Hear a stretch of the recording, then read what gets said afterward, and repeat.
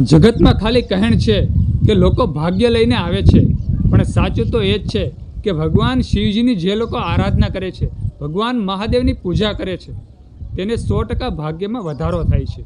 તેમાં કોઈ શંકાને સ્થાન નથી. જગતમાં ખાલી એમ કહેવાય ખાલી કહેણ જ છે કે લોકો ભાગ્ય લઈને આવે છે, તે સાચું જ છે. વિધાતા જે લેખ લખે તેમાં કંઈ પણ ફેરફાર થતો નથી.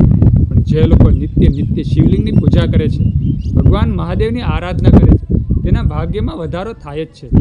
તમે જ્યારે શિવ મહાપુરાણનું વાંચન કરો, ગમે તે શાસ્ત્રનું પઠન કરો, ત્યારે તમને ખબર પડે કે સર્વ દેવતાનું મૂળ ભગવાન શિવ છે. સર્વ આ સૃષ્ટિની સર્જના ભગવાન શિવે કરેલી છે. અને તે જ એમ કહેવાય વિધાતાને પણ ભગવાન શિવે જ બનાવેલા હશે ને. એટલે હું તો એમ કહું કે તમે નિત્ય શિવલિંગની પૂજા કરો તો 100% તમારા ભાગ્યમાં પણ વધારો થઈ જ જાય. આપણે ખાલી એમ કહેવાય કે ચાલવાનું છે. આપણે નિત્ય સારા પંથ ઉપર ચાલશું ને તો ગતિ ભગવાન શિવ આપશે. આપણે કોઈ પણ રસ્તે ચાલીએ, કોઈ પણ પંથે ચાલીએ, તેમાં આપણને ગતિ નથી મળતી. પણ જો ઈશ્વરની કૃપા હોય, ભગવાન મહાદેવની કૃપા હોય તો 100% આપણને ગતિ મળે છે, સફળતા મળે છે. સારા કર્મ કરીએ ને તો સફળતા શિવજી આપે છે. આપણે ખાલી કર્મ કરતું રહેવાનું છે, સફળતાની ચિંતા નથી કરવાની. આપણે નિત્ય સાચી નીતિથી કોઈ પણ કામકાજ કરીશું. એમ કહેવાય કે આપણા કામકાજમાં કોઈનું અહિત ન કરીએ, હંમેશા બધાને ઈષ્ટ કરીશું, સારું ઈચ્છીશું તો 100% આપણા એમ કહેવાય કર્મમાં સફળતા ભગવાન શિવ આપે છે. કારણ કે આપણે નિત્ય શિવલિંગની પૂજા કરીએ છીએ. એમ કહેવાય સારા કર્મ કરીએ છીએ, શિવલિંગની પૂજા કરીએ કે સારું કર્મ કરીએ, તે બંને એક સમાન છે. સમાન દ્રષ્ટિથી તે જોઈ શકાય.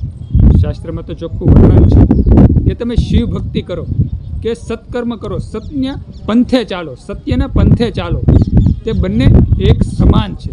બે એક ત્રાજવે તોળાય તો બંનેના પલડા સરખા છે.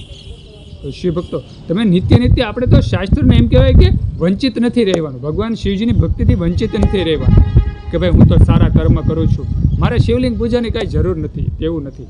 તમે બંને કરો, સારા કર્મ પણ કરો અને શિવલિંગની પૂજા પણ કરો તો 100% આપણું ઈષ્ટ થશે. અને એમ કહેવાય કે જે આપણે ધાર્યું હોય, સુખ ધાર્યું હોય, તેના કરતાં આપણને બમણું ફળની પ્રાપ્તિ થઈ જાય છે જ્યારે આપણે સારા કર્મ કરીએ. તો એમ કહેવાય કે ભગવાન શિવજીની ભક્તિનું એક સ્વરૂપ જ છે. અને સાથે શિવ ભક્તિ કરીએ, નિત્ય એમ કહેવાય શિવલિંગની પૂજા કરીએ, શિવાલય જઈ દર્શન કરીએ, થોડાક બીલીપત્ર, થોડાક પુષ્પો, એક જળના લોટાથી શિવલિંગને સ્નાન કરાવીએ, એક જ્યોત, એક દીપ ભગવાન શિવજીની શિવલિંગ સમક્ષ પ્રગટ કરીએ. આપણે એમ કહેવાય શાસ્ત્ર પ્રમાણે પણ ચાલ્યા કહેવાય અને જીવનમાં આવ્યા છીએ તો સારા કર્મ પણ કરીએ છીએ. તો બંનેનું મિલન થાય છે ત્યારે આપણને સફળતા 100% પ્રાપ્ત થઈ જ જાય છે. અને ભગવાન શિવ જે ઈશ્વરી ગતિ છે, જે ઈશ્વરી પરમ કૃપાળુ પરમાત્મા છે, તે આપણને આપણી ગતિમાં વધારો કરે છે. આપણા જીવનમાં એમ કહેવાય કે સુખમાં વધારો કરે છે. આપણું જીવન હોય ને તે હજારો રસ્તા હોય છે. આપણા જીવનમાં એમ કહેવાય કે એક રસ્તો નથી હોતો, હજારો રસ્તા હોય છે. કયા રસ્તે આપણે જવું તે આપણે ઘણી વખત એવું કન્ફ્યુઝ થઈ જાય છીએ. આપણે 100% એમ નક્કી નથી કરી શકતા કે આપણે કયા રસ્તે જવું છે. પણ ઓટોમેટિક આપણું હૃદય, આપણું મન એમ કહે છે કે તું આ રસ્તે જા. કારણ કે એ ઈશ્વરની કૃપાથી થાય છે. આપણા મનમાં, આપણા વિચારોમાં ફેરફાર ઈશ્વર કૃપાથી થાય છે, ભગવાન મહાદેવની કૃપાથી થાય છે. અને 100% જે આપણે રસ્તે આપણા મનની વાત માની, હૃદયની વાત માની અને આપણે જે પંથ પકડીએ છીએ ને અને તે રસ્તે આપણે ચાલીએ છીએ ને તો 100% આપણા જીવનમાં સફળતા પ્રાપ્ત થઈ જ જાય છે. તો શિવ ભક્તો હંમેશા મારે એટલું જ કહેવાનું કે આપણે ફક્ત ચાલવાનું છે, ગતિ ભગવાન શિવજી આપશે. આપણે ફક્ત કર્મ કરવાનું છે, સફળતા શિવજી આપશે. કોઈ દિવસ ભવિષ્યની ચિંતા કરવાની નથી કે કાલે મારું શું થવાનું છે. ભગવાન શ્રી રામને પણ ખબર નહોતી કે કાલે શું થવાનું છે.